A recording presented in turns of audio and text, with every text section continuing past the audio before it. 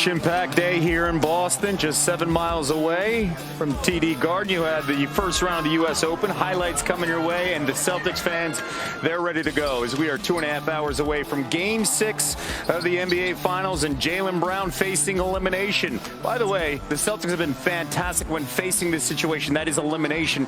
Keep in mind, Brown leading all players with 24 fourth-quarter points in the finals so far. As I mentioned, the Celtics, they're at their best when their backs are against the wall. 3-0 when facing elimination this postseason, including winning 2 Game 7s in each of their last 2 series. That features the Bucks and the Heat. Warriors are well aware that closeout games are the toughest games, and this postseason no different, especially on the road. How about this team 0-3 in potential road clinching opportunities so far this season? Can they finally get that done tonight and clinch their 4th title in 8 years? We will find out tonight on ABC. A Sports Center on the Road, presented by Rocket Mortgage, continues courtside as we're less than 3 hours away from Game 6 of the NBA Finals. Great to have Monica McNutt. Bring in, I appreciate the color here on this floor. Thanks, Kevin.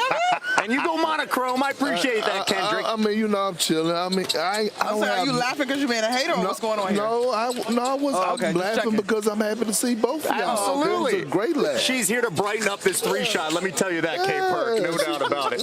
Hey, listen, when we talk about the Celtics, again, 3-0 in elimination games. You've been riding the Celtics all season. You feel really good about the way this series is going to go the next 2 games. That means you expect to win tonight. Why? What is it about this team that makes you feel like they're going to force a Game 7? Well, when you think about adversity and overcoming adversity, this is what this Celtic team is, right? They love facing adversity. You look at it, they were down 3-2 against the defending champs. They won the Game 6 on the road, then followed up with a Game 7. But I think Jason Tatum and Jaylen Brown are going to come out tonight pissed off, especially Jason Tatum. He's been getting a lot of criticism, and rightfully so. I think he's going to actually have that moment tonight where he's the best player on the floor.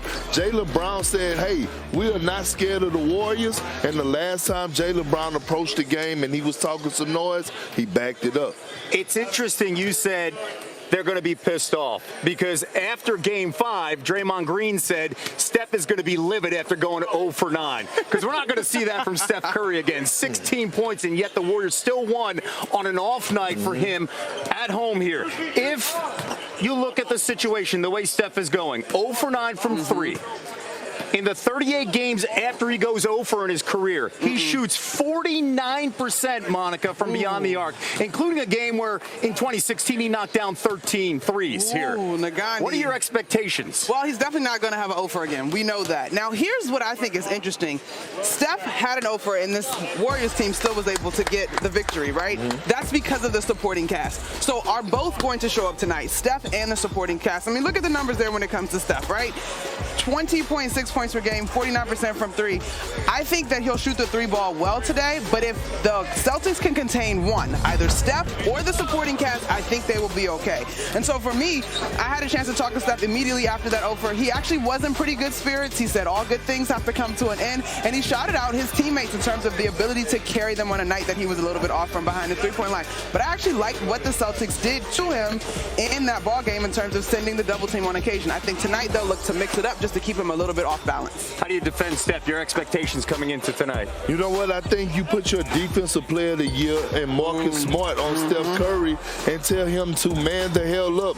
When you think about the Steve Kerr era, Marcus Smart has been the most efficient player for us guarding Steph Curry. I think it's like 85 points per 100 possessions. You know, I don't usually dive into all those numbers and stuff. But I just think that Marcus Smart tonight, we're going to see why when you put him in a cage with a whole bunch of lines, 5 lines, you get 6 of them. Well, there's a reason why you're the reigning defensive player of the year. You've got to figure it out tonight. Absolutely. And he takes a lot of pride in that. I think not only what he can do as a defensive player of the year, but also being a leader for this group. Okay, keep an eye, too, on potential flops and how this game is officiated tonight moving forward, of course, to keep this potentially a Game 6, that closeout game for the Warriors, or for the Celtics to keep their season alive. All right, another big story in basketball.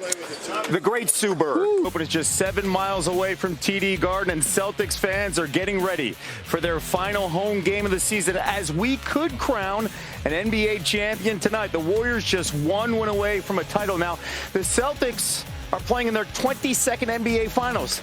They've only been eliminated on their home floor once by the 1985 Lakers. Another West Coast dynasty is knocking tonight as we get you ready for Game 6 of the NBA Finals later on tonight on ABC. Kevin Nagandi live courtside here on the floor at TD Garden with Elle Duncan live there in Bristol. And Elle, coming up later in the program, Stephen A. Smith joining us live with the very latest on how the Celtics can keep their season alive. Okay, we're looking forward to that. And, of course, Lamar Jackson finally speaking for the first time, Kevin, in 5 months about his bid for a new contract with the Ravens, so we'll hear from him in a second as well. But Kev, let's get everybody set for Game 6, right, of these NBA Finals. Can't wait. With a win tonight, as Golden State leads 3-2, the Dubs would lock up their 4th title over the last 8 seasons. That would be their first team to win 4 rings in 8 seasons since the Bulls won 6 from 91 to 98. In Game 5, it was Steph Curry failing to make a 3-point field goal for the first time in his NBA playoff career. He was 0 for 9 from 3. His streak of 132 consecutive playoff games with a made 3-point field goal was the longest in NBA history. For their part, the Celtics are 3-0 when they face elimination this postseason. With a win, Boston would have 4 wins when facing elimination for the first time in a single postseason. And finally, they'll need their All-NBA first-teamer to deliver if they want to force the Game 7. Jason Tatum averaging just 9.5 points a game on 29% shooting in the second half this series, though, Kevin, he did go for 14 in the second half of Game 5. L Sports Center on the Road is presented by Rocket Mortgage. For more on Jason Tatum, NBA reporter Brian Windhorst joining us now courtside. And you know, Tatum's had a fantastic playoff. Yeah. No one can doubt that. Logging the most minutes by any player in the league in this postseason. We're seeing the struggles, though, in the finals. What are you hearing? What concerns Boston right now about Tatum? You and L just pointed it out. It's all the minutes, and look at that second half shooting and scoring. There's a worry that the fatigue is catching up to him.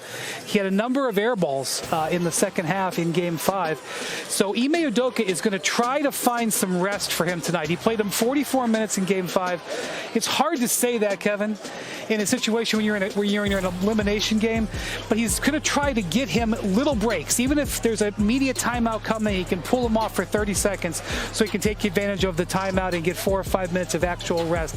They feel like they need to keep him a little bit fresher going down the stretch to give him a better chance to make more of an impact. Yeah, bottom line, they can't be down 24-8 in the first quarter like they were in the last game, right? That's why you need him on the floor at all times. He's played almost 1,000 minutes this postseason, just this postseason.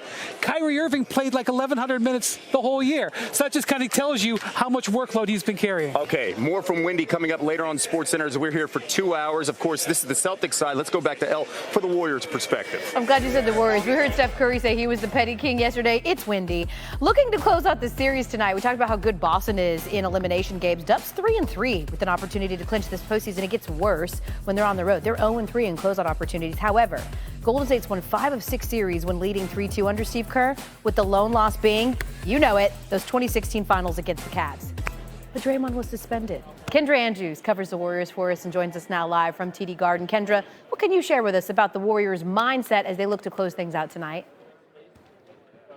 Yeah, well, as you said, the Warriors are 0-3 in closing out series this postseason on their first attempt. Meanwhile, the Celtics 3-0 when facing elimination. But Steve Kerr said this morning he could sense a great deal of focus and confidence from his team. The mood around shoot-around was light. It was fun. Draymond Green was dancing around, but you could definitely sense that focus. Stephen Curry said, closing out, not just this series, but the NBA Finals is the hardest game you will ever play in your career because of what is at stake.